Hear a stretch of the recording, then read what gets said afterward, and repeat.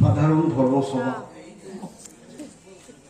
এই সভায় সভাপতিত্ব করার জন্য পরম শ্রদ্ধেয় স্বামী তেজসানন্দ মহারাজ আদ্যাপীঠ দক্ষিণেশ্বর নাম আমি প্রস্তাব করছি। আমি এই প্রস্তাব সর্বান্তকরণে সমর্থন করছি।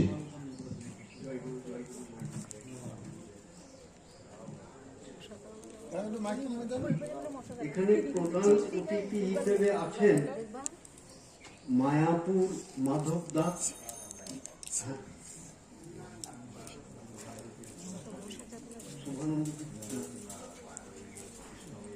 আচ্ছা, কৃষ্ণময়ী দাসী গৌড়ীয় মঠ, আর আছেন আমাদের মায়াপুর মাধব দাস,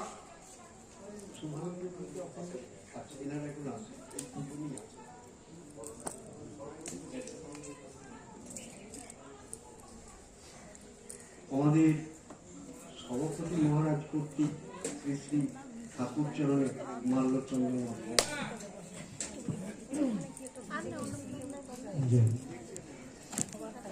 গুরু কৃপা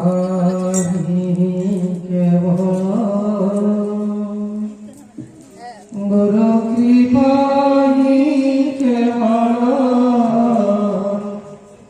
গুরু কৃপা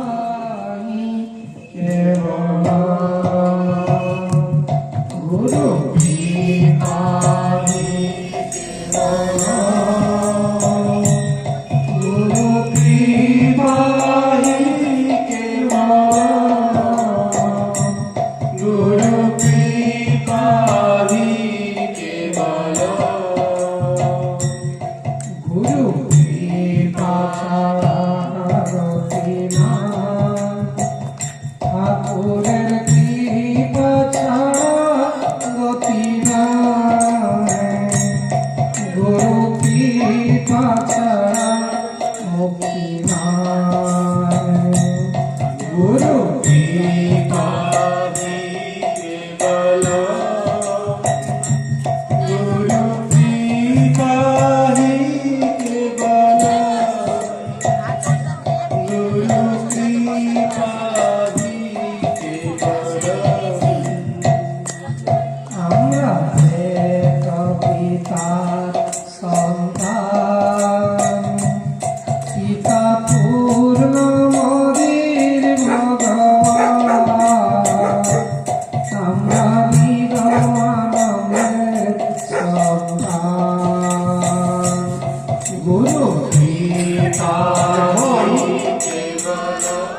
এখন সভাপতি মহারাজকে মাল্যচন্দনে ভূষিত করা হচ্ছে।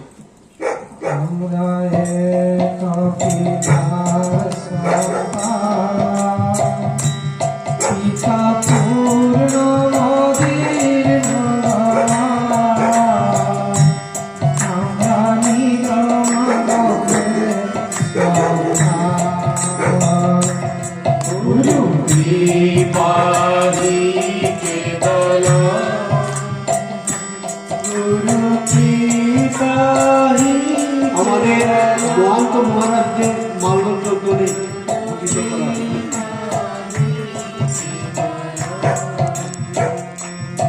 আমরা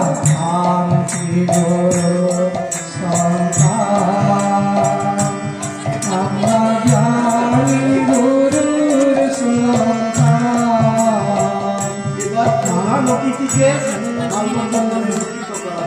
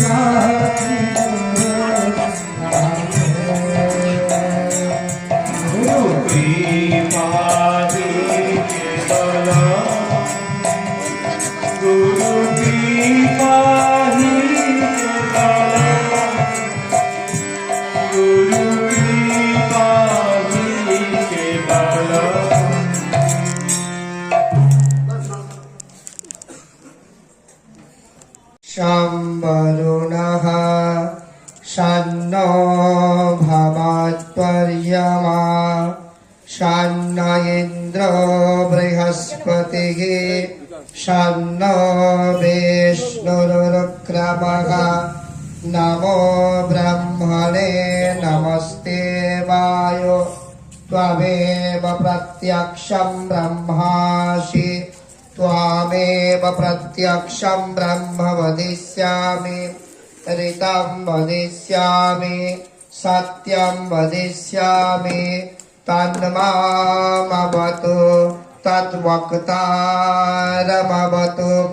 अवतु माम् अवतु वक्तारम् ॐ शान्तिः शान्तिः शान्तिः ॐ सहना भवतु सहनौ भुनक्तु सह वीर्यं करवावहि तेजस्विनावधीतमस्तु मा विद्विषावहि ॐ शान्तिः शान्तिः शान्तिः ॐ यच्छन्दसां ऋषभो विश्वरूपः छन्दोऽभ्यध्यमृतात् सम्बभूवः सामेन्द्रो मेधया स्पृणोतु अमृतस्य देवधारणो भूयास शरीरं मे विचर्षणम् जिह्वा मे मधुमत्तमा कर्णाभ्यां भुरिविश्रुवम् ब्रह्मणः घोषोऽसि मेधया पिहितः श्रुतं मे गोपाय ॐ शान्तिः शान्तिः शान्तिः ॐ भद्रं कर्णेभिः शृणुयाम देवः भद्रं पश्येमाक्षाभिर्यजत्राः स्थिरैरङ्गैस्तुष्टुवागुंसस्तनोर्भिर्भ्यसेमहि देवहितं यदायुः स्वस्ति न इन्द्रो वृद्धश्रवाः स्वस्ति नस्तारिक्षो अरिष्टनेमिः स्वस्ति नो बृहस्पतिर्दधातु ॐ शान्तिः शान्तिः शान्तिः ॐ पूर्णमदः पूर्णमिदं पूर्णात् पूर्णमुदच्यते पूर्णस्य पूर्णमादाय पूर्णमेवावशिष्यते ॐ शान्तिः शान्तिः शान्तिः हरि ओम तत्सत् जय गुरु जय गुरु जय गुरु জয় গুরু। সুস্পষ্টভাবে বৈদিক মঙ্গলাচরণের মাধ্যমে পরম শ্রদ্ধেয় শ্রীমৎ স্বামী অপরূপানন্দ সরস্বতী মহারাজজি এই অনুষ্ঠানটি সুসাফল্যের জন্য সকলের মঙ্গল প্রার্থনা করে আমাদেরকে তিনি উদ্বোধিত করলেন। এরপরে শ্রী শ্রী ঠাকুর মহারাজের বাণী পাঠ করবেন শ্রীযুক্ত বিশ্বরূপ মুখার্জি মহাশয়। সন্ন্যাসী মণ্ডলীকে আমার ভক্তিপূর্ণ প্রণাম। এখানে প্রধান অতিথি ও অন্যান্য অতিথিদের আমার জয়গুরু সম্ভাষণ, ট্রাস্টি মহোদয়, তত্ত্ববিদের সমিতির সভাপতি, আমার গুরু ভাইরা ও জগজনী অংশসম্ভূতা মায়েরা সকলে আমার জয়গুরু সম্ভাষণ গ্রহণ করুন। শ্রী শ্রী ঠাকুর মহারাজের বাণী। ঠাকুর মহারাজ বলছেন, ভক্ত সম্মিলনীর উদ্দেশ্য তিনটি: আদর্শ গার্হস্থ্য জীবন গঠন, সঙ্গ শক্তির প্রতিষ্ঠা, ভাব বিনিময়। আদর্শ গার্হস্থ্য জীবন গঠন বিষয়ে জীবনটা করতে হবে আনন্দময়। দুঃখে কষ্টে রোগে শোকে জন্ম মৃত্যুতে সর্বাবস্থায় নিজের আনন্দ স্বরূপত্ব বজায় রাখতে হবে। সেটাই হবে আদর্শ জীবন। সকলকে ভালোবেসে আনন্দ দিয়ে তাদের জীবনটাকেও মধুময় করে তুলতে হবে। কি এই তো হলো গৃহস্থের কর্তব্য। কিন্তু ভাববে তুমি কারো নয়, কেউ তোমার নয়, কারো কাছে বাঁধা পড়ো না। সঙ্গশক্তির প্রতিষ্ঠা অর্থে আমি বুঝি বিরোধের একান্ত পরিহার, প্রাণের ঐকান্তিক মিলন। আর তা আরম্ভ হবে নিজের ঘর থেকে, আর তা ব্যর্থ হয়ে পড়বে দেশ থেকে দেশান্তরে। ভাব বিনিময়, পরস্পর ভালোবেসে ভাবের আদান প্রদান করো। এই সম্মেলনই তোমাদের ভাব বিনিময়ের প্রশস্ত ক্ষেত্র। জয় গুরু, জয় গুরু, জয় গুরু।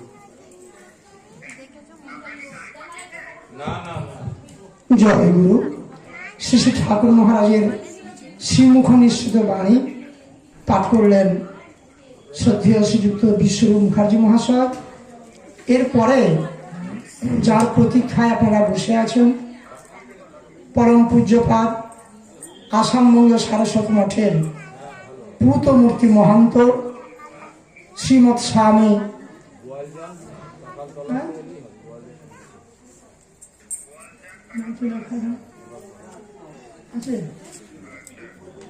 উদ্বোধনী সঙ্গীত, তারপরে মহন্ত মহারাজ তার আশীর্বচন দেবেন।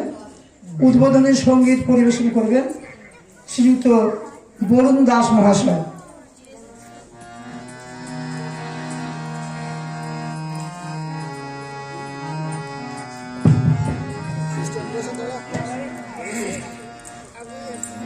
নির্মল করো মঙ্গল করে মলিন মর্ম মুছায়ে।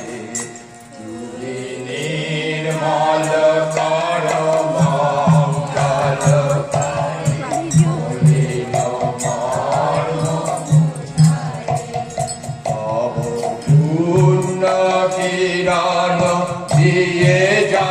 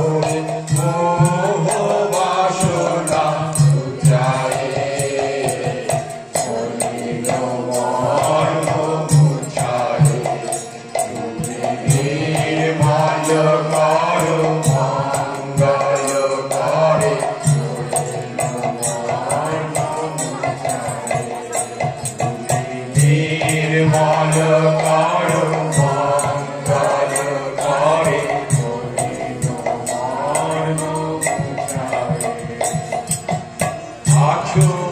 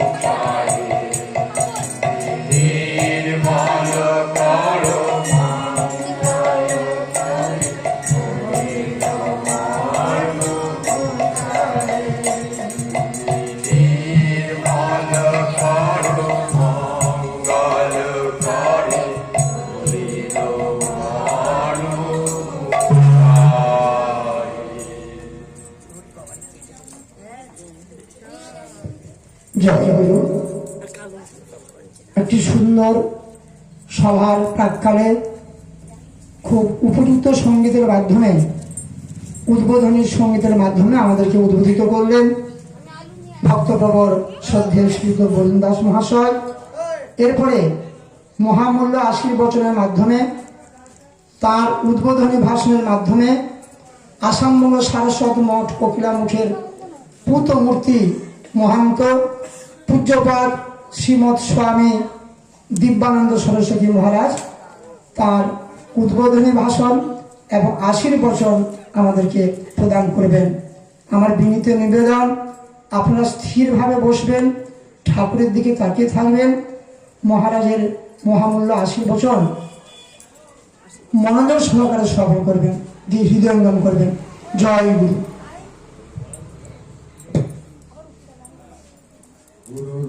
গুরুর জয়তি শীতদর্পণমার্জনম ভব মহাদাবাগ্নি নির্বাপনম শ্রীকরৈব চন্দ্রিকা বিতরণম বিদ্যাপদ জীবনম আনন্দম বুদ্ধিবর্ধনম প্রতিপাদন পূর্ণামৃতা সদনম সর্বাত্মসপনং পরম বিজয় দে শ্রীকৃষ্ণ সংকীর্তনম।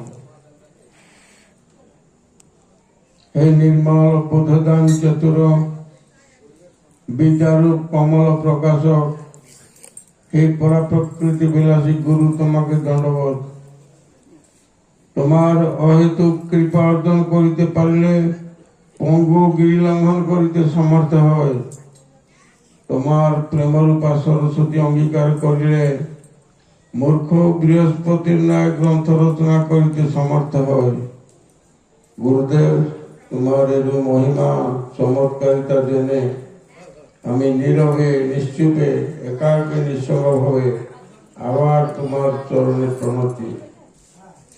কমল নয়নী কমল বদনী নারায়ণী নর হৃদয় বাসিনী অবিদ্যা নাশিনী চেতনা দায়িনী ডাকিমা তোমারে বাণী বিনা পানি। বরেণ্য আজকের এই সাধারণ সভার সভাপতি স্বামী তেজসানন্দজি, উপস্থিত প্রধান অতিথি, প্রধান বক্তা, আর্য কুলতিলক ঋষিকল্প মহাত্মাবৃন্দ, সারস্বত মঠের বিভিন্ন পদ পদবী অলঙ্কৃত করা শিষ্য ভক্তগণ, এই শুভ মহেন্দ্র লগ্নে সকলের প্রতি আমার অকৃপণ দাক্ষিণের প্রাচুর্য ভরা জয়গুরু অভিনন্দন। যশস্বিনী দেবীবৃন্দ, গোয়ালজনবাসী, শ্রীগুরু প্রিয় ভক্তগণ, লও আজি মোর সিক্ত প্রাণের জয়গুরু প্রীতি সম্ভাষণ। যদি গুর না হইত কেমন ধরিতম তে, রাধার মহিমা প্রেম রসসীমা জগতে জানত কে। গাও গাও পুন গৌরাঙ্গের গুণ, সরল করিয়া মন, এভব সাগরে এমন দয়াল দেখে নাই একজন। আপনারা ধর্মকথা শুনতে আসতেছেন, মনটা সরল হইয়াছে তো? যদি মনের মধ্যে যদি সরলতা নাই, পাথরটা যদি 1000 বছর জলের মধ্যে ডুবে থাকে, এক ফোঁটাও জল ঢুকবে না। বলছি, গাও গাও গুণ গৌরাঙ্গের গুণ, সরল করিয়া মন। মনে সরলতা আসিয়াছে তো না? কপটতার জলে মন ভরপুর। সরলতা কি জিনিস? ছোট কথা বলছে, দূত এসে খবর দিল আগামীকাল কৃষ্ণ কৌরবের দরবারে আসিবেন। কেন না? উভয় পক্ষে যাতে যুদ্ধ না হয় তার মীমাংসা কর। এই কথা শুনে ধৃতরাষ্ট্র তার মন্ত্রী বিদুরকে ডাকলেন, বিদুর, তুমি কালকে দেখবে আমি স্বয়ং নিজের হস্তে কৃষ্ণের চরণ ধোয়াবো, বর্ণমালা পরাবো, সুবর্ণ খচিত রথ দান করিব, দাস দাসী প্রদান করিব। আর নাগরিকগণকে বলে দাও প্রতি তরুণ যেন আলোকমালায় সজ্জিত হয়। রমণীগণকে বলে দাও সবাই যেন বরণ ডালা নিয়ে, পঞ্চ প্রদীপ নিয়ে কৃষ্ণকে বরণ করার জন্য সবাই প্রস্তুত থাকে। মহামতি বিদুর ধৃতরাষ্ট্রের মন্ত্রটা আঁচ করলেন, সঙ্গে সঙ্গে বললেন, প্রভু, যিনি তোমার দরবারে দূত হয়ে আসবেন সঙ্গে লক্ষ্মী তার সেবিকা, হাতি ঘোড়া দাস দাসী তার কোনো কিছুর অভাব নাই। তিনি যে আসিবেন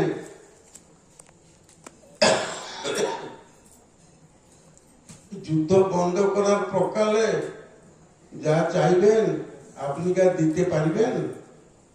আপনার মনে কি সরলতা আসছে? যে কথাগুলো বললেন এগুলো মার্বল পাথরে লিখে দেওয়ালে এঁটে রাখার মতো, কিন্তু আপনার মনে সরলতা আছে কি? যিনি আসবেন তিনি এতে চাংস প্রশ্ন কৃষ্ণস্থ ভগবান স্বয়ং। কৌরবের দরবার যে ভগবান আসছেন তিনি বৃন্দাবনের কামবন্ধ শুনে ভগবান নন, তিনি দূতরূপী ভগবান। কিছু চাইলেন না, বললে 5 ভাইকে 5খানা গ্রাম দিলেই হয়ে যাবে, আর কোনো ঝামেলা হবে না। ভালো কথা। মামা শঙ্কুনি ওখানে আছে, সে দুর্যোধনকে বলছে, ভাঞ্জে, যে 5খানা গ্রাম চাইতেছে তুমি তাকে চিনো না, আমি তাকে বিলক্ষণ জানি। অখণ্ড ভারতবর্ষ 5খানা গ্রাম কি চাইতেছে না, কলকাতা, দিল্লি, বোম্বে, মাদ্রাস, বেঙ্গালোর, অবস্থিত কি থাকবে ভারতে? যে অত চতুর না কৃষ্ণ অতি চতুর, তুমি রাজি হইও না। দুর্যোধন সগর্বে বলছে, বিনা যুদ্ধে নাই দিব সূচক্র মেদিনী। মনে সরলতা আসছে কি? ব্যাসদেব বললেন, ধৃতরাষ্ট্র, তুমি 5খানা গ্রাম দিলে তোমার কি অসুবিধা পেয়েছ না? বলো কি তা তো? আমার ছেলেরা আমার অবাধ্য, আমার ছেলেরা আমার অবাধ্য, আমার কোনো কথা তারা শুনবে না। তার মানে নিজে অথর্ব। এটাই বলছিলাম, মনের সরলতা আসছে তো। আমরা ধার্মিকই সাজি, কেউ বৈষ্ণব সাজে, চিতা তিলক লাগায়, কেউ রুদ্রাক্ষ মালা পরে, কেউ বস্ত্র ধারণ করে, কিন্তু মনের সরলতা আছে কি? তাই গাও গাও গুণ, গৌরাঙ্গের গুণ, সরল করিয়া মন। সারস্বত মঠের আদর্শ জ্ঞানাবতার জগৎগুরু শঙ্করাচার্য, আর প্রেমাবতার গৌরাঙ্গ মহাপ্রভু। এই দুইজন সংমিশ্রণে সারস্বত মঠের দর্শন, শঙ্করের মত, গৌরাঙ্গের পথ। কবিনে গৌরাঙ্গ মহাপ্রভু বলছেন, যিনি চিত্ত দর্পণ মার্জনকারী, যিনি ভব মহাদাবাগ্নির নির্বাপক, যিনি কুসুম বিকাশের চন্দ্রিকা, যিনি বিদ্যাবধূর প্রাণস্বরূপ, যিনি প্রতিনিয়ত প্রত্যেকের আনন্দ সিদ্ধিকে বর্ধিত করেন।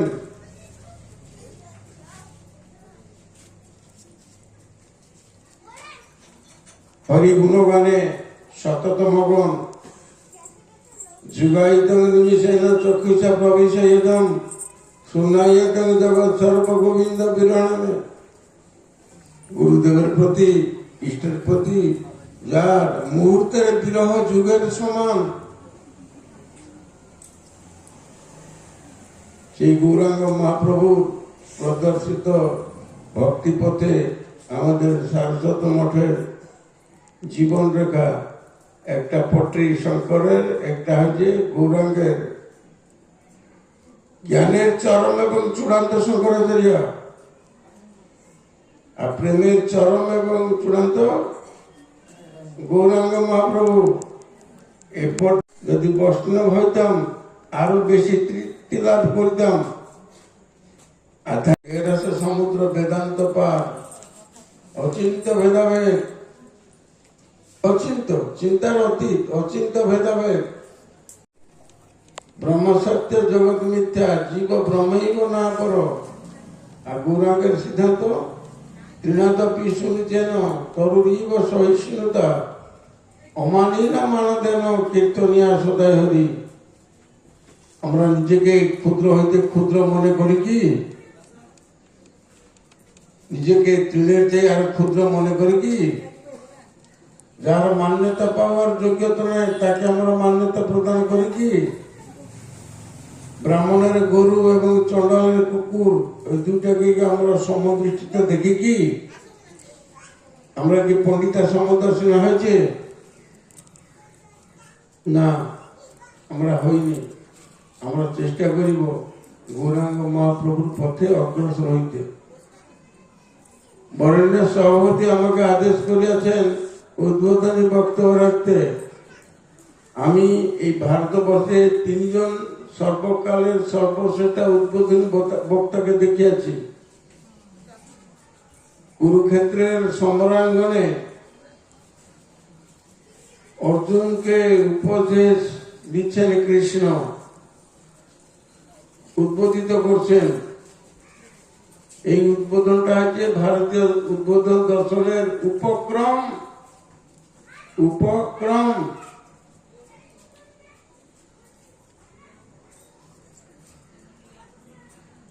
উপদেশ কে দিচ্ছেন? স্বয়ং ভগবান। কাকে দিচ্ছেন? না, নিজের অনুগত শিষ্য অর্জুনকে। অর্জুন বলছেন তোমার এই উপদেশ কোনো কাজে লাগবে না। ভগবান বলছেন অর্জুন তুমি আমার কথার পর সন্দেহ আনছো? না, নিশ্চয় না। কেন? তোমার সাথে আমার সম্পর্ক কি? সখা, বন্ধু। কোন দর্শনে আছে বন্ধু বন্ধুকে ভব নদী পার করাবে, ভব মহাদাবাকে নির্বাপন করিবে? কোন বন্ধু? বন্ধু পারে না, পারবে না। দ্বিতীয়ত তুমিও আমি তোমার পিস্তত ভাই, কোথায় আছে? ভাই ভাইকে মুক্তি লাভ করাবে? পারবে না। তৃতীয়ত আমি তোমার বোন সুভদ্রাকে বিয়ে করছি, তুমি আমার সম্বন্ধী। প্রকারান্তরে শালা, কোন শাস্ত্রে আছে শালা জামাই বাবুকে মুক্ত করিবে? তাই তোমার সমস্ত উপদেশ আমার কাছে আকাশ কুসুম হবে না। না, কি করলে হবে? সেই গীতার 2য় অধ্যায়ের 7 নম্বর শ্লোকটা দেখুন। এখানে উবাচ মধুসূদন আরম্ভ হইল, তারপরে দেখুন কাঠখণ্ড দোষ প্রহত স্বভাব ইত্যাদি শুল্ক হইল। মানে আমি তোমাকে গুরুপদে বর্ণ করিব, তুমি আমার শিষ্যত্ব স্বীকার করো, তখন তুমি যে উপদেশ দিবে আমি তোমার শিষ্য হইয়া কায় মনোবাক্যে তা পালন করিব, তবে গিয়ে তোমার উপদেশে কার্যকারী হবে। বিনা গুরু সে নেই বাট, বিনা করি সে নেই হাট। অদীক্ষিত ব্যক্তি ধর্মরাজ্যে প্রবেশ করা, ধার্মিক হওয়া, মহাজন সাজা এই বন্দের প্রসব বেদনার সঙ্গে সমান। যত্নপূর্বক আগে গুরু গ্রহণ করিবে, তারপর সাধু সত মহাত্মা ব্রাহ্মণ বৈষ্ণব প্রতি একনিষ্ঠ শ্রদ্ধা ভক্তি রাখিবে, তবে গিয়ে ভক্তি নামরসে বৈকুণ্ঠ প্রকাশে প্রেম অমৃতের নদী হবে। গুরু শিষ্যের সম্পর্ক স্থাপিত না হওয়া পর্যন্ত যত যা কিছু করে না কেন এসব দূর কি আওয়াজ ছাড়া অন্য কিছু না। তাই যাতে জীবের চরম এবং চূড়ান্ত মুক্তি হয়, অনন্তকালের জ্ঞানের বিশ্ববিদ্যালয় উপস্থাপনা করলেন গৌরাঙ্গ মহাপ্রভু। গীতার একটা উদ্বোধনী আছে, ভগবান উদ্বোধন দিচ্ছেন অনুগত ভক্তকে। আর একটা উদ্বোধন আছে সেখানে সবাই ব্রহ্মজ্ঞানী,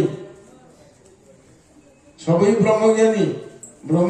ব্রহ্মজ্ঞানীকে উদ্বোধিত করতেছেন তার সর্বকালের সর্বশ্রেষ্ঠ আধ্যাত্মিক জগতের জনক ঋষি যাজ্ঞবল্ক্য। আর একটা উদ্বোধন, বাড়িতে কথা বলতে সময় পাবো না। আর একটা উদ্বোধন আছে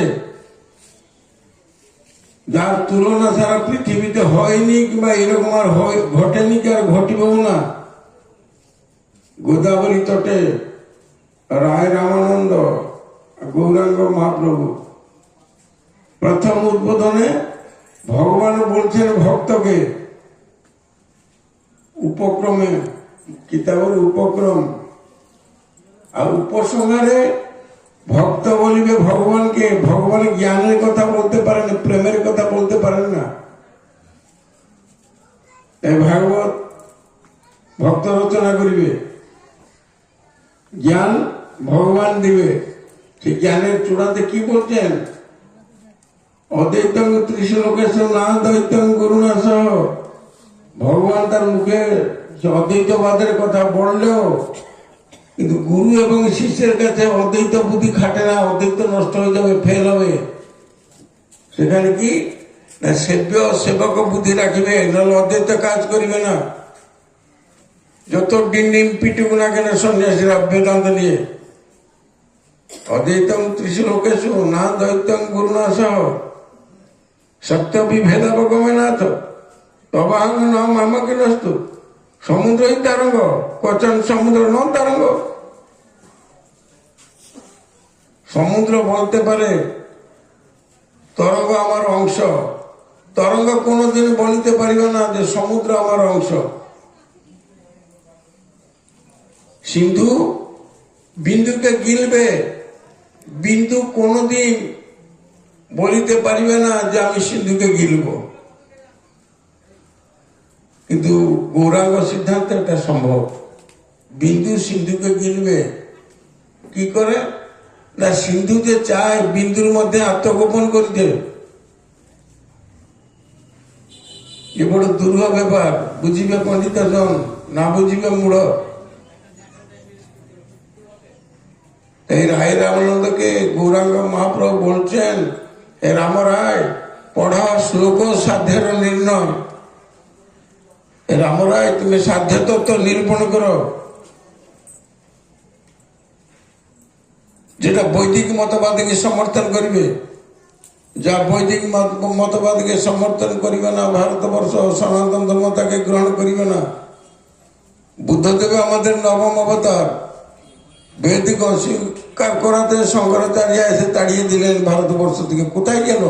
Java, Borneo, Sumatra, Laos, Cambodia, চীন, জাপান সব দিকে পালিয়ে গেল। কারণ বৈদিক সিদ্ধান্তকে অস্বীকার করাতে।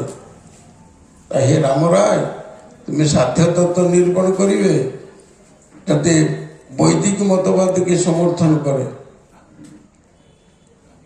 ভগবানের যে ভক্ত আরো চতুর, যে চতুর্থীতে ভগবানও ফাঁদে পড়েন। যেরকম গৌরাঙ্গ মহাপ্রভু সনাতন গোস্বামীর ফাঁদে পড়তেন। হ্যাঁ, হুসেন চার মন্ত্রী, রাজনীতির একদম পোড় খাওয়া মানুষ। গৌরাঙ্গ মহাপ্রভু সনাতন গোস্বামী বাগজালে, মহামন্ত্রী বাগডাল জালে গৌরাঙ্গ মহাপ্রভু ফসে যেতেন। ভক্তের বুদ্ধি বেশি, ভগবানের যে ভক্তের বুদ্ধি বেশি। ভগবান অনন্ত অসীম হইতে পারেন, কিন্তু তাকে কি করে হনুমান সে অসীম অনন্তকে নিজের বুকের মধ্যে রেখে দিল। রাম লক্ষ্মণ সীতাকে, যে চৈতন্য শাশ্বত, যার সীমা নাই পরিসীমা নাই, ইউনিফর্ম, তাকে কি করে হনুমান বুকের মধ্যে রেখে দিল সে অনন্তকে। এই ভগবানের যে ভক্তের বুদ্ধি বেশি, তীক্ষ্ণতা বেশি। ভক্তের চালাকিতে ভগবান পারিবে না। তাই ভগবান বলছেন, আমি মুক্তি দিতে কাতর নয়, ভক্তি দিতে কাতর। ভক্তের কারণে এই বৃন্দাবনে ধেনু চড়াই আমি মানদের। রামরায়কে মহাপ্রভু বলছেন, এ রামরায় তুমি সাধ্য তত্ত্ব নিরূপণ করো।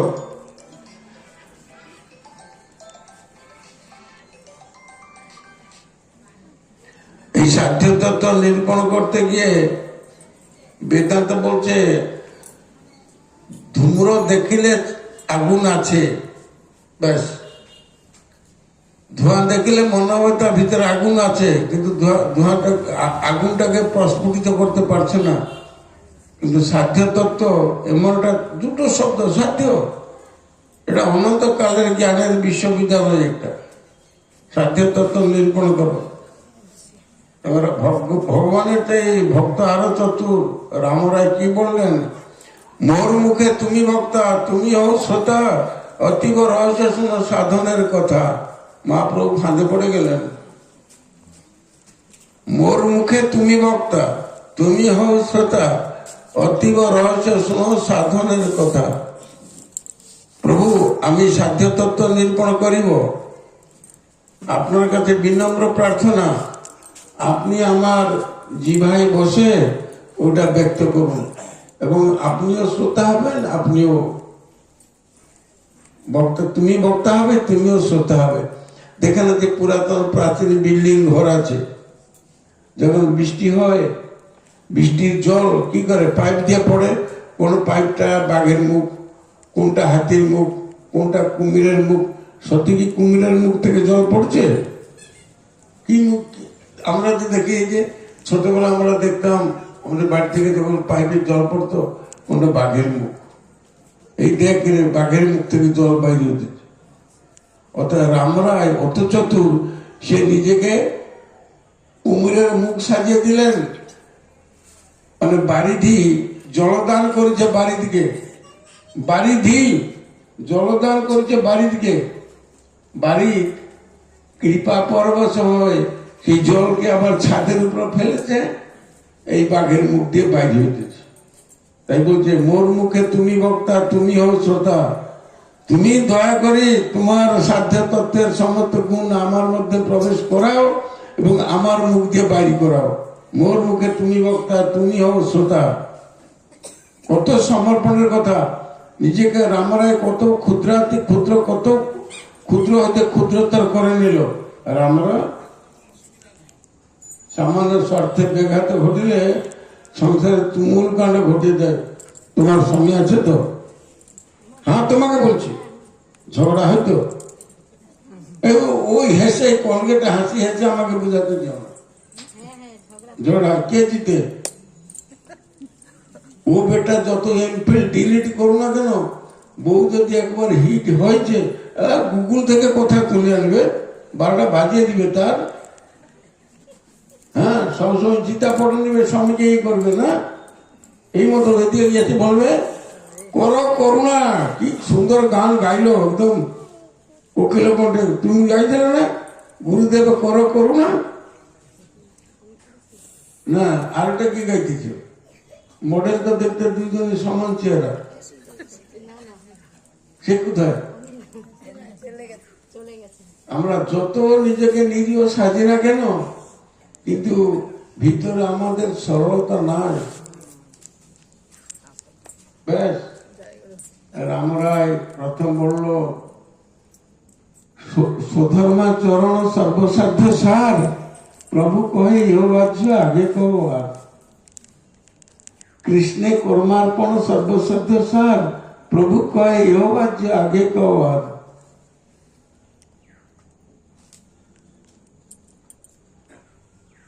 জ্ঞান শূন্য ভক্তি, জ্ঞান মিশ্রা ভক্তি, শান্ত, দাস্য, সখা, বাৎসল্য, মধুর সব চলে গেল, তবু মহাপ্রভু শান্ত হইতেছে না। রামরায় বলো, আমি আর অত সময় নাই, অত ব্যাখ্যা দিতে পারিব না।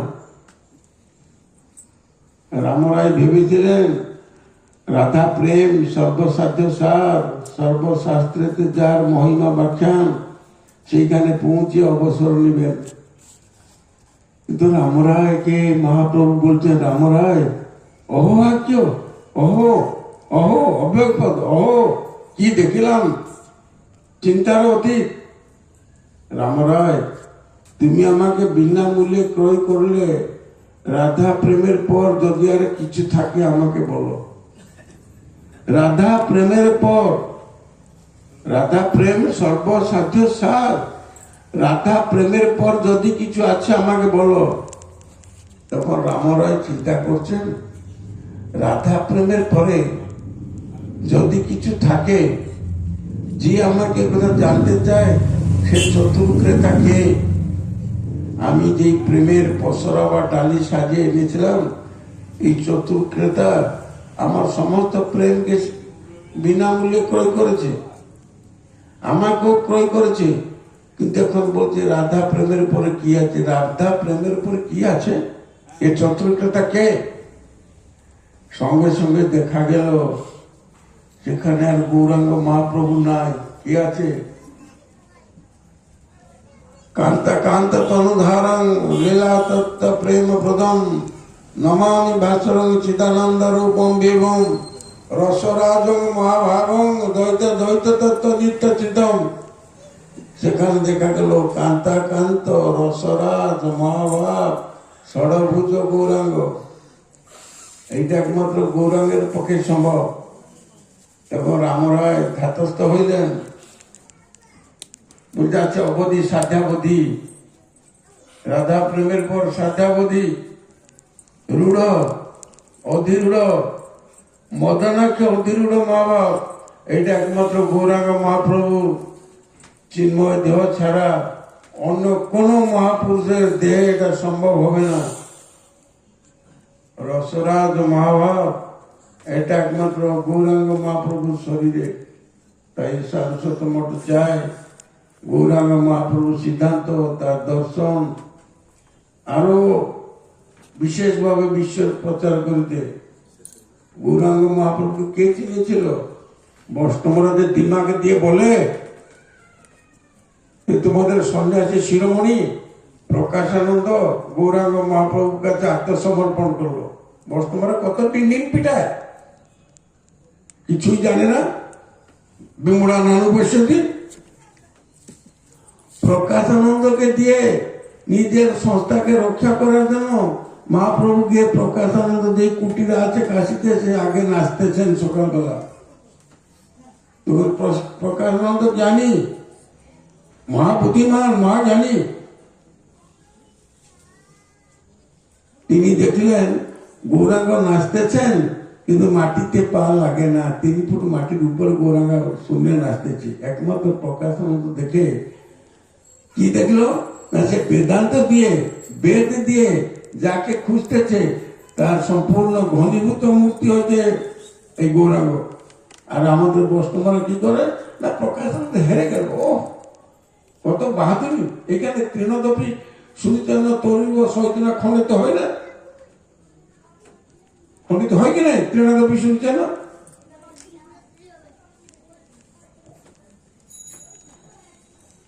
তাই শহর নদীর উপরে জলের বসতি, তাহার উপর ঢেউ, ঢেউয়ের উপর রসিকের বসতি, প্রীতি না জানে কেউ। যদি গৌরাঙ্গ মহাপ্রভুকে বুঝতে হয় বা শঙ্করাচার্যকে বা নিগমানন্দকে বুঝতে হয়, আর একটা নিগমানন্দ বা আর একটা গৌরাঙ্গ না হলে গৌরাঙ্গ মহাপ্রভু বা শঙ্করাচার্যকে চিনিবে না, পারিবে না বুঝতে। নিগমানন্দ বলতেন, কত ব্যাস বশিষ্ঠ বিশ্বামিত্র পরাশরকে আমি জীর্ণ করেছি, তাদের সকলের জ্ঞান রাশিকে আমি আয়ত্ত করিয়াছি। আমি যেই স্তরে আছি সেই স্তরের সঙ্গে বাসদেবকে দিতে আরো কত জন্ম লাগিবে।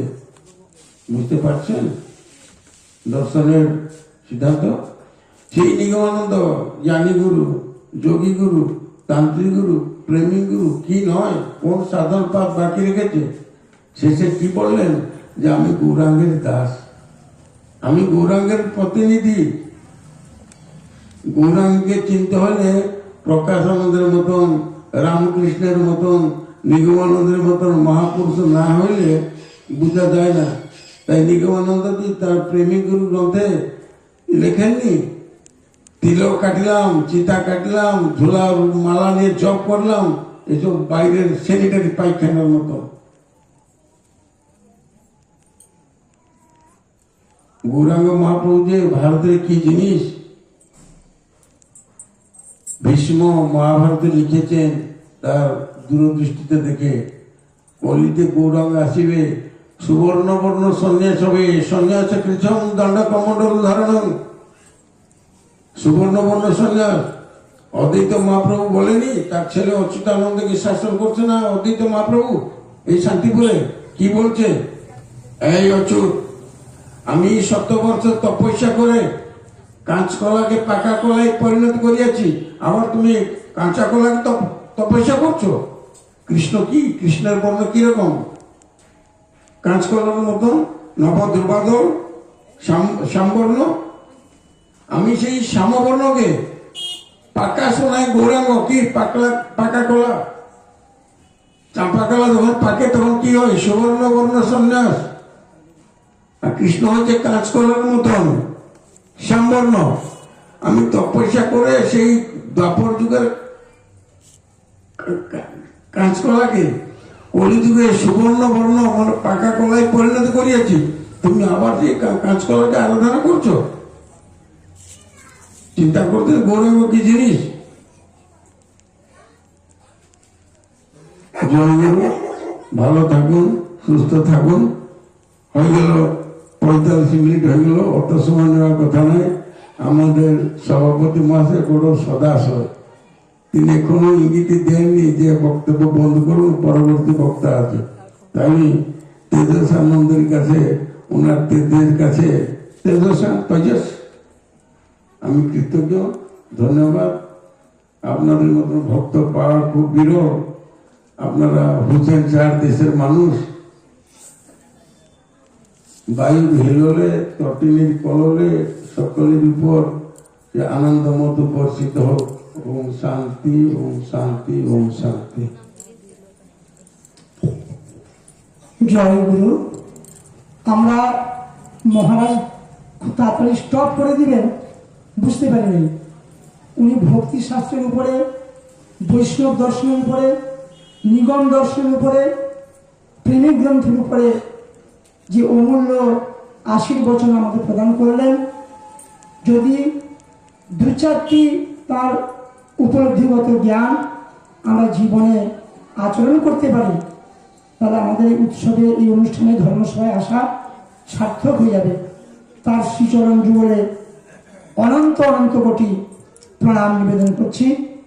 মহন্ত মহারাজ তিনি খুবই প্রেমিক মানুষ, তার সান্নিধ্য বহুবার পেয়েছি, খুবই প্রেমিক মানুষ। যাই হোক, এরপরে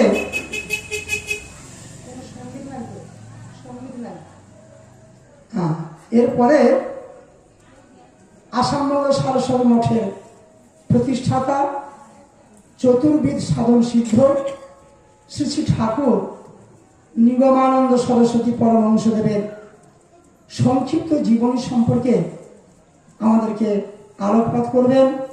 আসামবঙ্গের সারস্বত মঠ ট্রাস্ট বোর্ডের দ্বারা স্বীকৃত অনুমোদিত তত্ত্বাবধায়ক সমিতির সভাপতি, উচ্চ মাধ্যমিক বিদ্যালয়ের অবসরপ্রাপ্ত আদর্শ শিক্ষক, পরম শ্রদ্ধেয় শ্রীযুক্ত অরুণ কর মহাশয়।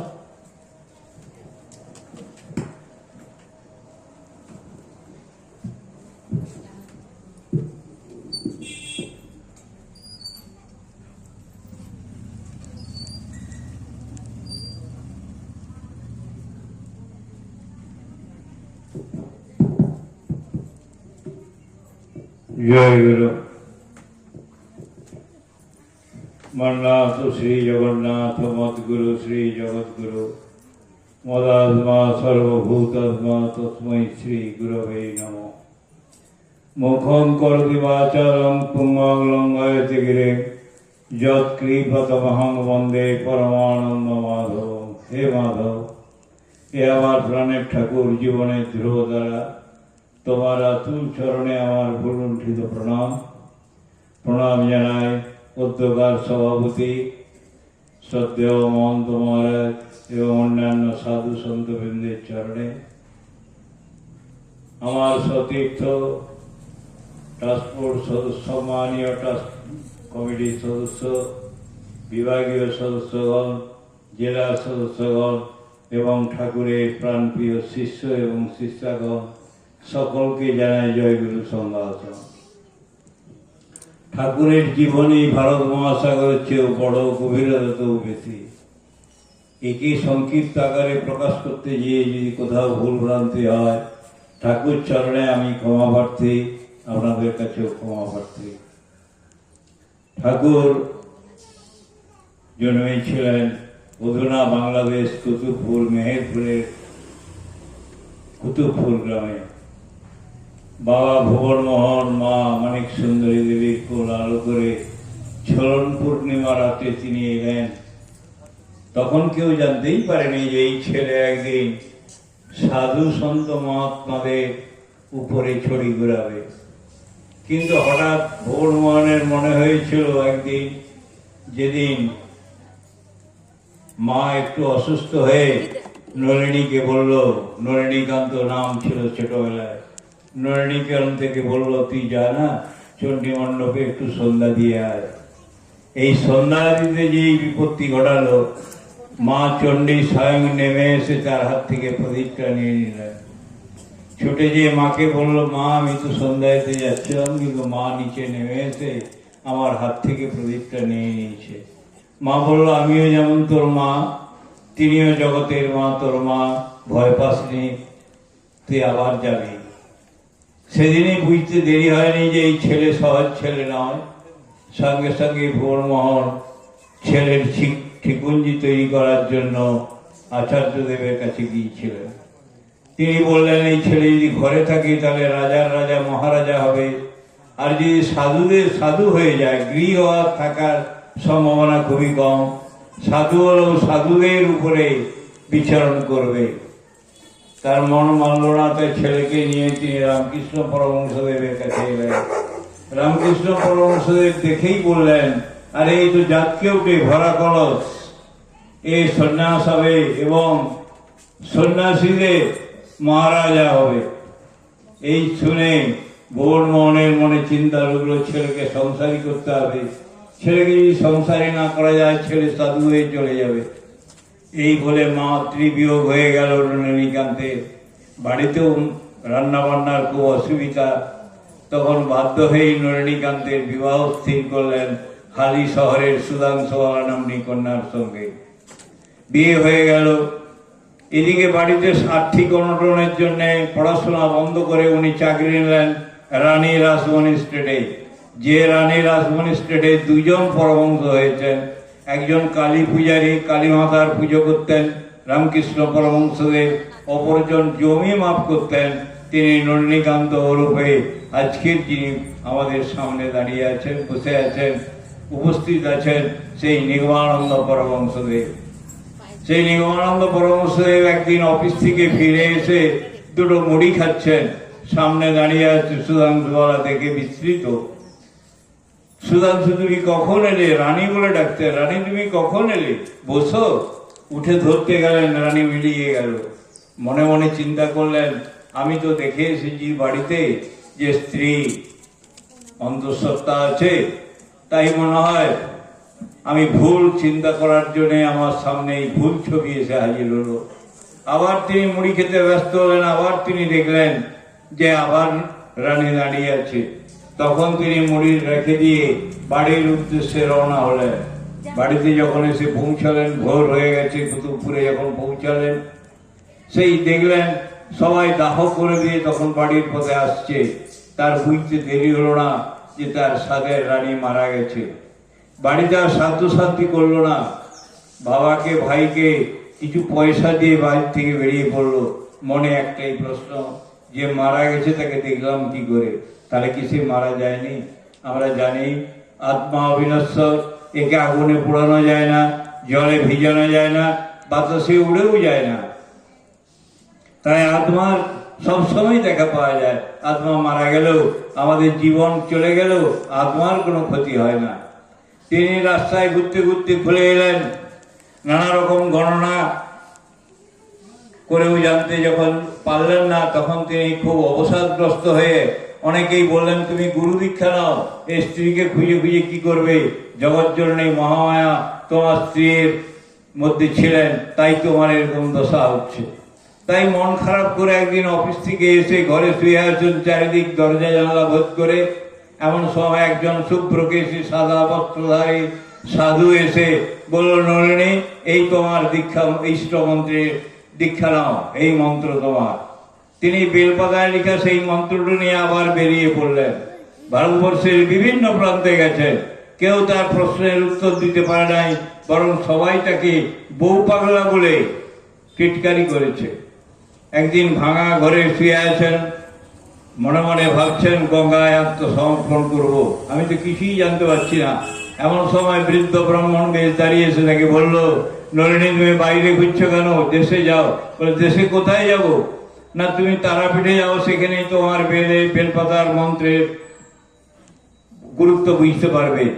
তারাপীঠে আসছেন যখন, তখন দেখলেন একজন ন্যাংটো সাধু, কৌপিন পরা সাধু নদীর পাড়ে দাঁড়িয়ে কাকে যেন খুঁজছে। নলিনী কাছে আসতেই তাকে দেখে বলে, এই নলিনী, তোর হাতের বেলপাতাটা দে। আশ্চর্য হয়ে গেল নলিনী, আমার নামই জানলো কি করে, আবার আমার কাছে যে বেলপাতা আছে সেটাই জানলো কি করে। বেলপাতায় মন্ত্রটি দেখে বলল, না রে, তুই তো তারা মন্ত্র পেয়েছিস, তুই ভাগ্যবান। এই চতুর্দশীতে তোকে তারা আমি মায়ের সাধনায় বসিয়ে দেবো। চতুর্দশী এলো, দিন কতক বাদেই সব সাধনায় বসে মাকে 2.5 ঘন্টার মধ্যে রূপ পেলেন, সুধাংশুবালা রূপে। নলিনী বললেন, আমি তো তোমাকে এই রূপে চাইনি মা, আমি তো মাতৃরূপে চেয়েছি। না, তুমি কি জানো না, আমি সেই জগৎজননী মহামায়া, আমি সুধাংশুবালা। আর আমার সমস্ত নারী জাতির মধ্যেই আমার অংশ আছে, যারা জাগ্রত করতে পারে তারাই প্রকৃত আমাকে দেখতে পায়, আর জাগ্রত করতে পারে না তারা সেই মাত্রই সেরকম, যেরকম নারী সেরকমই থাকে। তাই তিনি সেখান থেকে বললেন, মা, আমি তোমাকে ডেকেছি, না তুমি বর চাও?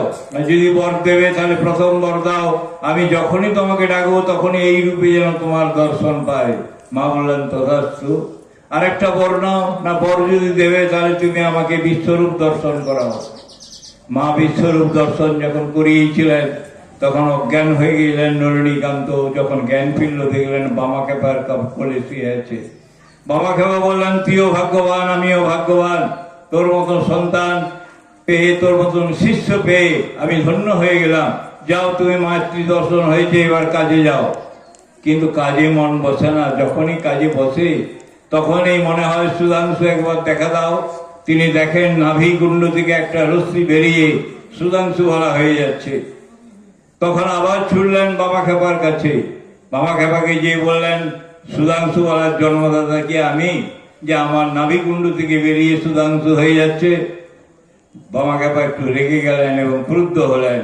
পরে দৈববাণী হয়ে জানতে পারলেন যে ও যা বলছে ঠিকই, ওকে আরো অগ্রসর হতে বলো, ও জ্ঞানীগুরু সন্ধান করো।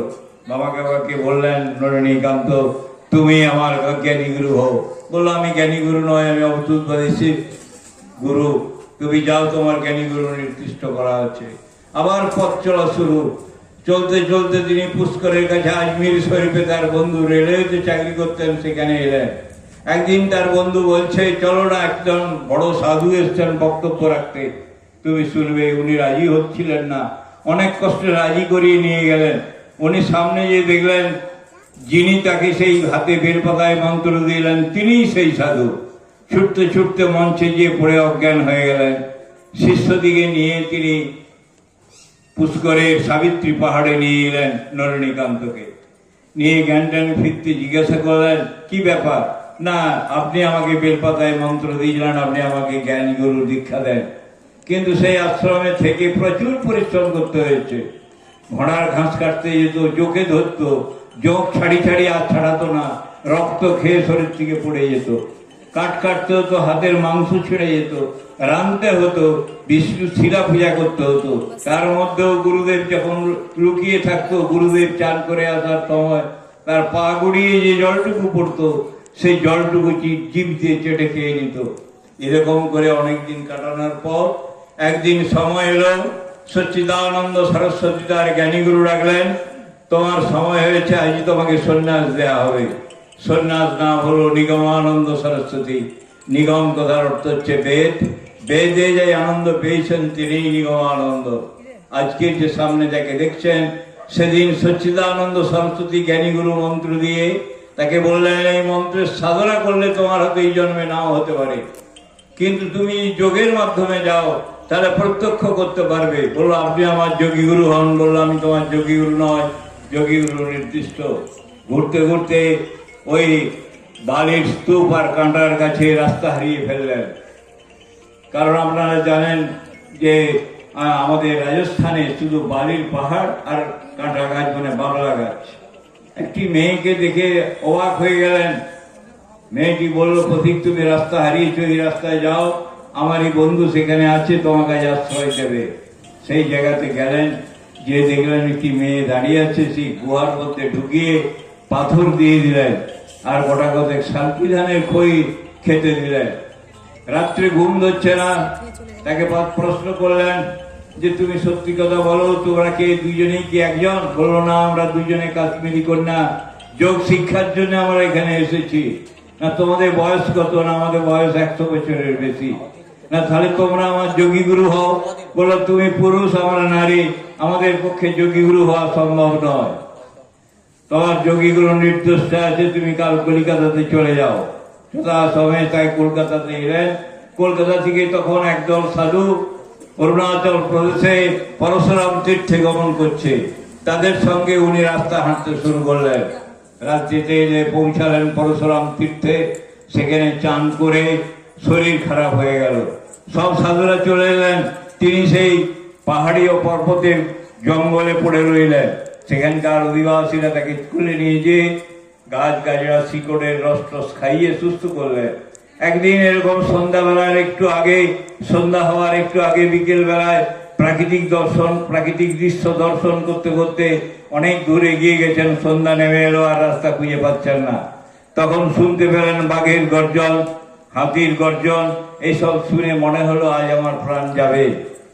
তখন তিনি একটা বটগাছের ওড় ধরে বটগাছে উঠে তার কোঠরে বসে ছাতা ফুটিয়ে বসে রইলেন।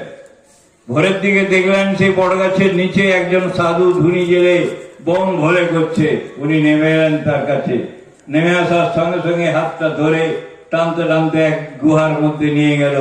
উনি তখন ভেবে নিয়েছেন, বঙ্কিমচন্দ্রের সেই নবকুমারের মতো দশা আমারও হবে, আমাকে আজ কালী মন্দিরে বলি দেবে। যাই হোক, উনি গিয়ে দেখলেন গুহার মধ্যে সমস্ত হিন্দু ধর্মের পুঁথিগুলি রক্ষা করা আছে। তিনি সুরদাসজি, তিনি বললেন, আমি তোমার যোগী গুরু, কৌশল করে তোমাকে আমি এখানে এনেছি। তার কাছে যোগ শিক্ষা করলেন। যোগ শিক্ষা করে তিনি বললেন, এখানে থেকে গাছ গাছড়া শিকড় খেয়ে যোগ সাধনা হবে না, তুমি গৃহস্থের বাড়িতে যাও। বলে ট্রেনে উঠে এসে প্রথম যেখানে নেমেছিলেন পশ্চিম মেদিনীপুর জেলার কোলাঘাটে রূপনারায়ণ নদীর পাড়ে। সেই রূপনারায়ণ নদীর তীরে বাঁধে হাঁটতে হাঁটতে তিনি পৌঁছেছিলেন নন্দীগ্রামের এক জমিদার বাড়ির শিবালয়ে। সুরদাসজি সেই জমিদারকে স্বপ্ন দিলেন যে তোমরা যাও, আমার শিষ্য তোমার শিবালয়ে শুয়ে আছে, তাকে যোগ সাধনা সাহায্য করো। তারা নিয়ে এলেন, বাগান বাড়িতে আশ্রয় দিলেন এবং যোগ সাধনা শিক্ষা দিলেন। একদিন মাকে বলে গেলেন, আমার ফিরতে একটু দেরি হবে, কারণ তিনি সর্বিকল্প সমাধি তখন আয়ত্ত করছেন। কিন্তু যথাসময়ে না ফেরায় অনেক লোকজন জুটে গেল এবং সেই মৃতদেহ বলে পুড়িয়ে দেওয়ার জন্য অনেকে আবদার করলো, কিন্তু মা পুড়াতে দিলেন না। অনেকক্ষণ জয়গুরু করতে করতে দেহে জ্ঞান ফিরে এলো এবং চেয়ে দেখলেন বহু লোক জমায়েত হয়ে গেছে। বুঝতে তার দেরি হলো না। তার পরের দিনে ওখান থেকে পালিয়ে গেলেন। পালিয়ে যে আসামের গুয়াহাটিতে রাস্তায় হেঁটে যাচ্ছেন, এমন সময় যজ্ঞেশ্বর বিশ্বাস ওকে দেখতে পেয়ে ডেকে নিয়ে এলো তার বাড়িতে। এই যজ্ঞেশ্বর বিশ্বাস ডেকে নিয়ে এসে বললো, আমি অফিস যাচ্ছি, তুমি থাকো আমার বাড়িতে। সেই বাড়িতে থেকে মৃণালিনী দেবীর অত্যন্ত সহযোগিতায় এবং সেবায় ঠাকুর মহারাজ সর্বিকল্প সমাধি লাভ করলেন এবং তারপর একদিন চললেন নির্বিকল্প সমাধির উদ্দেশ্যে। অনেকেই বাধা দিলেন, বাধা শোনেন নাই। আপনারা যদি কেউ যান দেখবেন গুয়াহাটিতে যেখানে কামাখ্যা মন্দির, তার পেছনের দিকে একটা পাথরের উপরে বসে, যে পাথরটাতে এখন মন্দির করে দেওয়া হয়েছে ঠাকুরের, সেই পাথরের উপরে বসে তিনি নির্বিকল্প সমাধি গেলেন। 21 দিন পরে নির্বিকল্প সমাধি দিকে ফিরে এলেন গুরু ভাব নিয়ে, আমি গুরু। তাই গুরু ভাব নিয়ে ফিরে আসার পর তিনি সে জানতে পারলেন যে এখানে কুম্ভ হচ্ছে, তাই তিনি কুম্ভতে এলেন। কুম্ভতে এসে তার গুরুদেব সচ্চিদানন্দ সরস্বতী বসেছিলেন, সেই সচ্চিদানন্দ সরস্বতীকে প্রণাম করলেন। সঙ্গে সঙ্গে শঙ্করাচার্যের সাধুরা তাকে রে রে করে মারতে গেলেন। শঙ্করাচার্য তাদেরকে বাধা দিলেন এবং প্রশ্ন করলেন, তুমি আমাকে প্রণাম না করে তোমার সচ্চিদানন্দকে সব প্রণাম করলে কেন? তখনই তিনি বলেছিলেন, মত গুরু শ্রী জগৎ গুরু মদাত্মা সর্বভূতাত্মা তস্মৈ শ্রী গুরবে নমঃ। না, তুমি সারা ভারতবর্ষ তো প্রদক্ষিণ করেছো গুরুর সঙ্গে, না হ্যাঁ তুমি সারা ভারতবর্ষে যা দেখেছো আর কোথায় দেখেছো? না, সারা ভারতবর্ষের যত পাহাড় জঙ্গল আছে সব আমার হৃদয়ের মধ্যে আছে। তখন শঙ্করাচার্য বললেন, अरे सच्चिदानंद आप लोग चेहरा से बहुत बड़ा हो गया, क्यों ऐसे कमंडल और त्रिशूल बहन करेगा? সেই দিনই সচ্চিদানন্দ তার কমণ্ডল এবং ত্রিশূল গঙ্গার জলে বিসর্জন দিলেন এবং শঙ্করাচার্য তাকে বললেন পরমহংস। সেদিন ঠাকুরের পরমহংস লাভ হলো। ঠাকুর মনে মনে ভাবলেন, আমি পরমহংস হয়ে গেছি অল্প বয়সে, 3টে সাধনায় সিদ্ধি লাভ করেছি, তন্ত্রগুরু, জ্ঞানী গুরু, যোগী গুরু। আমাকে আর ধরে কে দেখি কাশীর বিশ্বেশ্বরী, আমি আজ খাবো না, কি করে খাওয়ায়? বলে গঙ্গায় এসে বসে আছেন। সন্ধ্যা আগত, এমন সময় একটি বুড়ি এসে বলছে, বাবা আমার পুণ্যিটা একটু দেখবে, গঙ্গায় স্নান করতে যাব। ঠাকুর বাহাতটা দেখিয়ে বললেন, এই জায়গায় রেখে যাও। রেখে চলে গেছেন। ঠাকুরের যখন ধ্যানভঙ্গ হয়েছে তখন রাত্রি প্রায় 10টা। ঠাকুর তাড়াতাড়ি সেই পুল্লিটা খুলে দেখছে যদি ঠিকানা পাওয়া যায়, কারণ বুড়ি তো গঙ্গায় ভেসে গেছে। খুলে দেখে তাতে গরম শালপাতায় কিছু সীতাভোগ আছে। সেই সীতাভোগ গুলা খেয়ে একটা ভাঙা ঘরে এসে শুয়ে আছে। তারপর তিনি দেখলেন রাত্রিতে সেই ভাঙা ঘর আলো করে রাজরাজেশ্বরী এসে দাঁড়িয়েছেন। মা, কিরে আমাকে চিনতে পারলি না? বললো, তুমি তো বৃদ্ধাবেশে এসেছিলে। বলে, একজন মায়ের পক্ষে 18 বছরের যুবতী আর 80 বছরের বৃদ্ধা সাজা কি কঠিন? আমি তাই এসেছিলাম, তুই তো চিনতে পারলি না। তো সব জ্ঞান হয়েছে, কিন্তু এখন প্রেমিক গুরু সন্ধান তুই পাসনি। যাও তোমার প্রেমিক গুরুর কাছে প্রেম সাধনায় সিদ্ধ করো। এইবারে ঠাকুরের মনে পড়ে গেল তার গুরুদেব যখন নিয়ে গেছিলেন সারা ভারতবর্ষ পরিক্রমা করাতে, তখন মসুরি পাহাড়ে গৌরী মায়ের কাছে নিয়ে গিয়েছিলেন। গৌরী মা বলেছিল, তোমার এই লড়কা যদি কোনোদিন নির্বিকল্প থেকে ফেরে আমার কাছে পাঠিয়ে দিও। তাই গৌরী মায়ের কাছে যে উপস্থিত হলেন, গৌরী মা তার কাছে থেকে প্রেম সাধনায় সিদ্ধ হয়ে যখন গোয়াড়িতে ফিরে এলেন তখন অর্ধপাগল। যা কিছু হারে সবই কৃষ্ণমূর্তি। তখন সেই মৃণালী দেবীর সেবায় আস্তে আস্তে আস্তে আস্তে ভাব সম্প্রসারণ হলেন। ওরা দাবি করেছিল তোমার গুরুকে নিয়ে এসে আমাদেরকে দীক্ষা দিতে হবে, তাই তিনি ওনার গুরু সচ্চিদানন্দকে নিয়ে এলেন।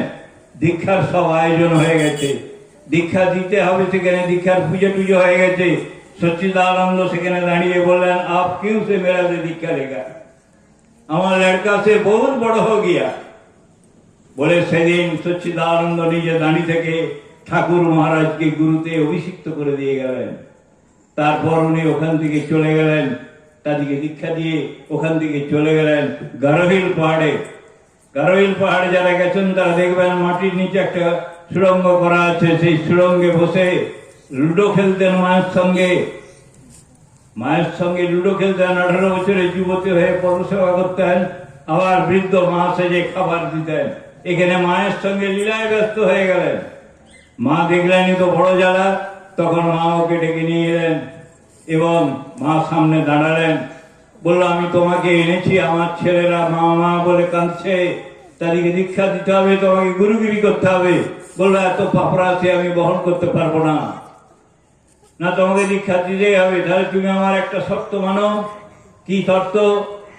আমার 3টা শর্ত মানতে হবে। একটা শর্ত হচ্ছে, যদি কেউ আমাকে আমার মতো ভালোবেসে আমার এপারের কাজ নিয়ে ব্যস্ত থাকে, তাকে এক জন্মেই তুমি মুক্তি দেবে, না তথাস্তু। যারা আমার কাছে দীক্ষা নিয়েও আমার বিরোধিতা করবে, তাদের মুক্তি পেতে 3 জন্মের বেশি লাগবে না। মা তাতেও সম্মত। তারপর থেকেই তো এক ইতিহাস, সারা ভারতবর্ষ জুড়ে তার আশ্রম, মঠ নির্মাণ করে তখন ছিল কয়েকটি গুটি কয় ভক্ত, এখন তো ভক্ত সংখ্যা প্রচুর।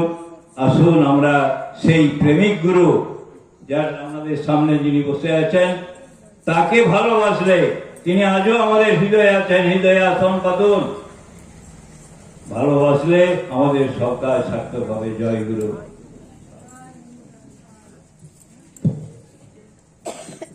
জয় গুরু। অল্পাক্ষরমাসন দিগ্ধম সারবৎ বিশ্বতোমুখম। অল্প বাণীর মাধ্যমে অলৌকিক জীবন ঠাকুর নিগমানন্দ সরস্বতী পরমহংসদেবের সংক্ষিপ্তভাবে পরিবেশন করলেন শ্রদ্ধেয় অরুণ কর মহাশয়। ঠাকুরের কৃপা লাভ করুন, আপনার শারীরিক, কায়িক, বাচিক, মানসিক সব বিষয়ে আপনি সুস্থ থাকুন। এইভাবে ঠাকুরের জীবন আদর্শ ভক্তদের মাঝে আপনি পরিবেশন করুন। জয় গুরু।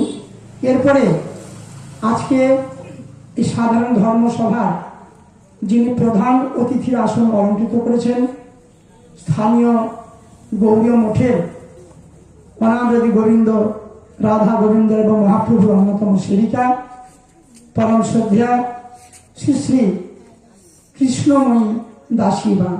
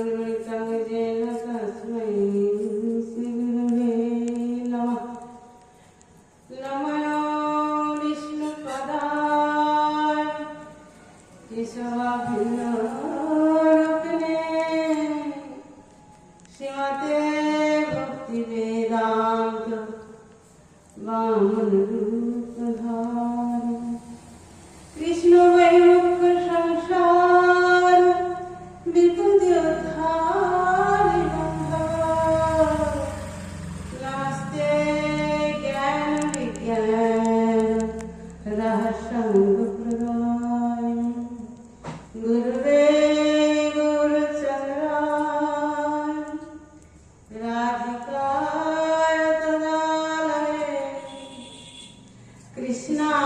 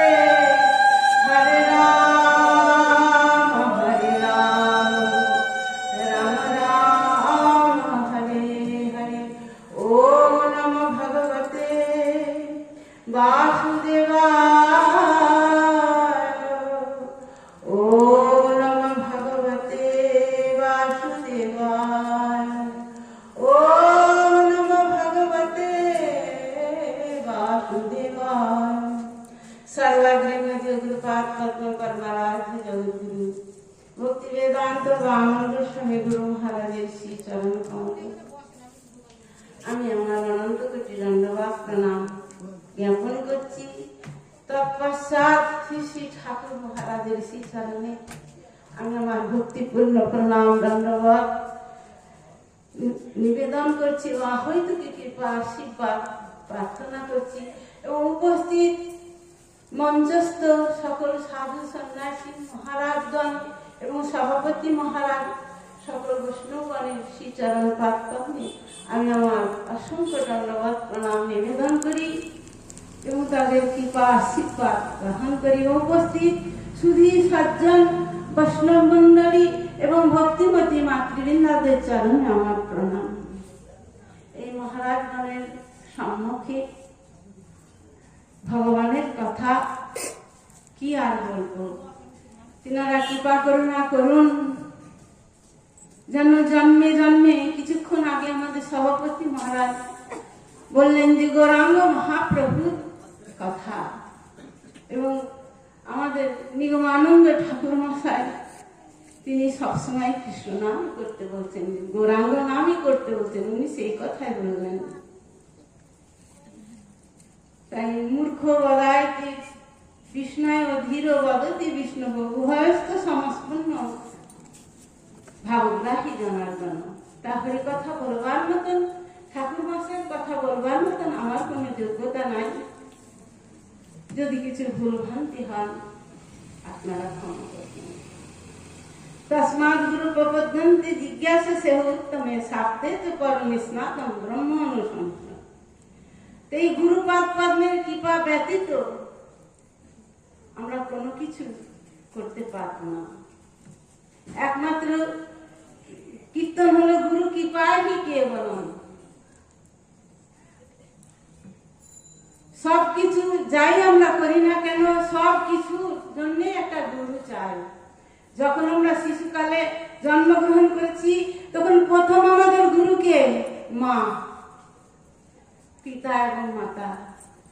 তারপরে যখন শিক্ষা গ্রহণের জন্য স্কুল কলেজে গেলাম সেখানে একটা গুরুর প্রয়োজন, কিন্তু কাজকর্ম শিখতে যাই সেখানেও গুরুর প্রয়োজন, এবং ধর্ম জগতে এই ভগবান থেকে আমাদের সেপারে নিয়ে যাওয়ার জন্য আমাদের গুরুর প্রয়োজন। নিতাই গৌর প্রেমানন্দে।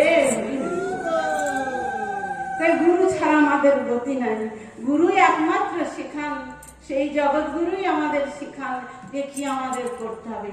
উনি এতক্ষণ বললেন প্রকাশানন্দ সরস্বতী স্বামীর কথা, এবং শ্রীমান মহাপ্রভুর বাণী হলো তৃণাদপি শুনেছেন তরুণেব সহিষ্ণুরা অমানিল মানদেন কীর্তনিয়া সদা হরি। তাই উনি সুন্দরভাবে বললেন যদি আমরা ভগবানের নাম করতে চাই, ভগবানকে আপন করতে পারি, গুরুকে যদি আমরা আপন করতে পারি, তাহলে আমাদের তৃণাদপি শুনিছেন হতে হবে। তরুণ মতন সহিষ্ণু, বৃক্ষ যেমন কাটিলেও কিছু না বলয়, শুকাইয়া মরলে কোনো পানি না হয়। তবেই আমাদের এই আধ্যাত্মিক জগতে তবেই আমরা আগাতে পারবো, নতে আমরা আগাতে পারবো না। দুর্লভ মানুষম জন দেহনাম খড়ভঙ্গ তথাপি দুর্লভ মানে বৈকুণ্ঠ প্রিয় দর্শন।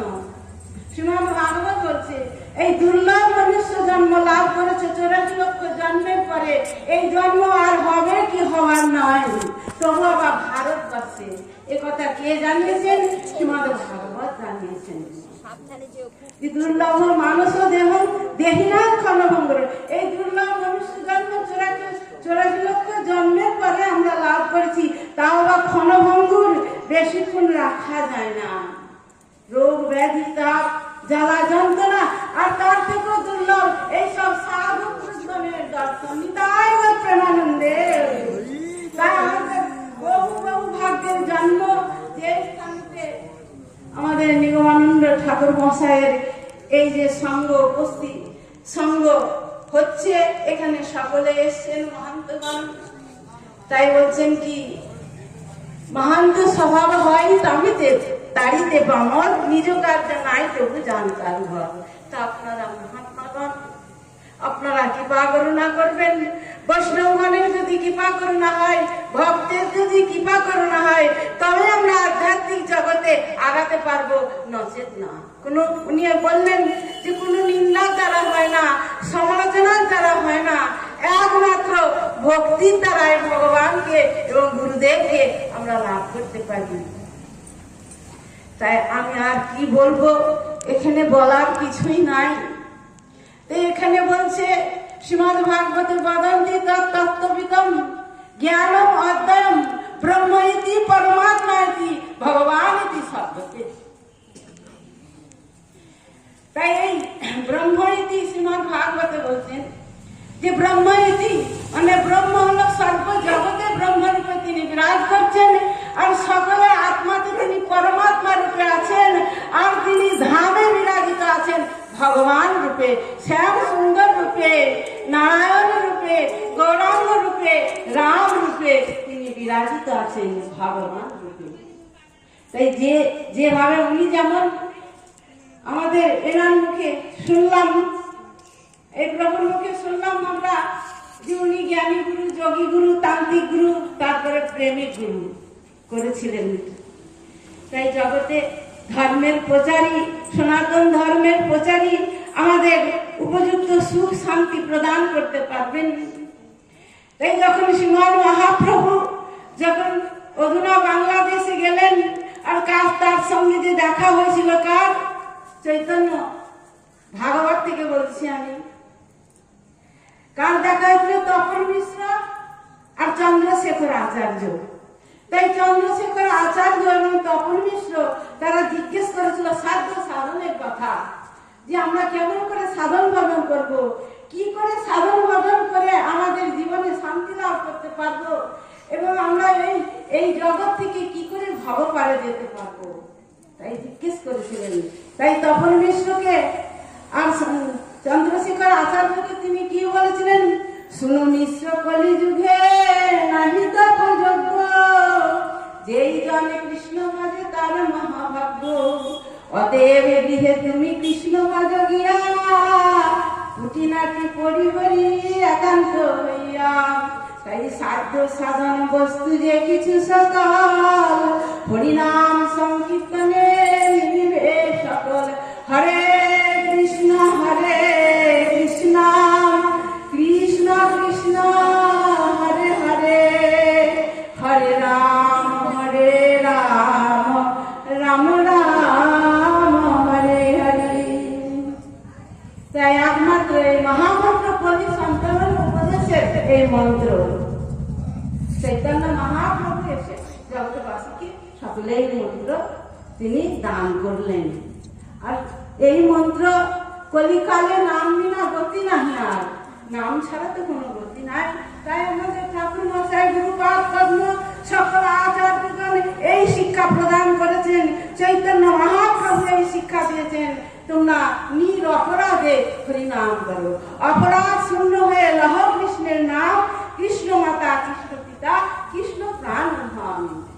তাই ভগবান আর ভগবতী, তো সেই ভগবান আর ভগবতী ধামে গেলে আপনারা দর্শন করতে পারবেন। তাই ভগবানের কৃপা করুণা ব্যতীত, গুরু কৃপা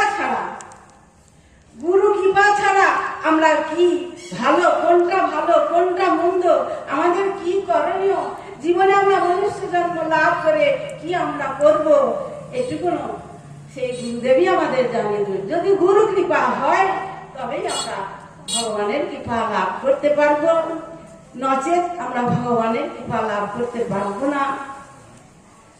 ভগবান আমাদের কৃপা করুন, করুণা করুন। চৈতন্য মহাপ্রভু কৃষ্ণচন্দ্র আমাদের কৃপা করুণা করুন। দেখুন, এই নাম গোলকে ছিল এই কৃষ্ণ নাম। কারণ ঠাকুর মশাই, নিয়মানন্দ ঠাকুর মশাই গুরুদেব, উনি এই কথায় প্রেমিক গুরুতে সর্বত্র প্রচার করেছেন, তোমরা কৃষ্ণকে ভালোবাসো, গৌরাঙ্গ মহাপ্রভুকে ভালোবাসো এবং তার নাম করো, কীর্তন করো। এছাড়া আর কোন পশু পক্ষী লয় যদি তার নাম, তবু তারা উদ্ধার হয়। তাই কলিযুগে নাম ছাড়া গতি নাই। নামই একমাত্র সর্বসার। এই নাম ছাড়া আমাদের জীবনের আর কোনো গতি নাই। গুরুপাদ পদ্ম, বৈষ্ণবগণ, সকল আচার্যগণ, সর্বধর্মের প্রচারকগণ একমাত্র নামের দ্বারাই উদ্ধার মানে এ কথা সর্বশাস্ত্র মানে সর্বশাস্ত্রে এই কথাই বলেছেন। তাই আমি আর কি বলবো, আমার বলার মতো কিছু নয়। মহারাজগণের মুখে আপনারা সুন্দরভাবে গুরুদেবের কথা, ভগবানের কথা শ্রবণ করবেন এবং আপনারা বৈষ্ণবগণ সকলেই, বৈষ্ণব শব্দের অর্থই হলো, ওই যে বললেন ত্রিনাথ যদি শুনেছেন, তারা সকল জীবের প্রতি দয়া দাক্ষিণ্য থাকে, সকল জীবের প্রতি তাদের সহানুভূতি থাকে। এতাবৎ জন্ম সাফল্য দেহি নাম দেহি প্রাণ অর্থ দিয়া বাঁচা আচরণ সদা। শ্রীমদ্ ভাগবত বলছে এতাবৎ জন্ম সাফল্য। মনুষ্য জন্মের তখনই সফলতা হয় যখন এতাবৎ জন্ম সাফল্য দেহি নাম দেহি সকল জীবের প্রতি যখন তার দয়া ধর্ম আসে। এতাবৎ জন্ম সাফল্য দেহি নাম দেহি প্রাণ অর্থ দিয়া বাঁচা। প্রাণ দিয়ে, অর্থ দিয়ে, শরীর দিয়ে, মন দিয়ে সকলের যেন সকলকে আমরা শান্তি লাভ এবং সকলের উপকার করতে পারি। এই হলো 84 লক্ষ জন্মের পরে আমরা এই দুর্লভ মনুষ্য জন্ম গ্রহণ করে যেন সকলকে আমরা ভগবানের পথে, গুরুর পথে আগিয়ে নিয়ে যেতে পারি। নিতাই গৌর প্রেমানন্দে হরি বল। বাঞ্ছা কল্পতরুভ্যশ্চ কৃপা সিন্ধুবেব চ পতিতানাং পাবনেভ্যো বৈষ্ণবেভ্যো নমো নমঃ। নিতাই গৌর প্রেমানন্দে হরি বল। এইটুকু যদি কোনো ভুল ভ্রান্তি হয়, আমাদের তো অনেক সবসময় ভুলে ভরা জগৎ, আর বিশেষ করে আমরা নারী জাতি ভগবানের কথা আর কি জানি। যদি কিছু আপনাদের চরণে অপরাধ হয় আপনারা ক্ষমা করবেন। নিতাই গৌর প্রেমানন্দে হরি বল। কল্পতরুভ্যশ্চ কৃপা সিন্ধুবেব চ পতিতানাং পাবনেভ্যো বৈষ্ণবেভ্যো নমো নমঃ। জয় গুরু। এতক্ষণ আজকে এই সভার যিনি প্রধান অতিথি ছিলেন, প্রেমময়ী, সুধাময়ী, আনন্দময়ী, সুকণ্ঠী শ্রী শ্রী কৃষ্ণময় দাসী মা যেভাবে আমাদেরকে পরিবেশন করলেন, আমরা খুবই মুগ্ধ হলাম।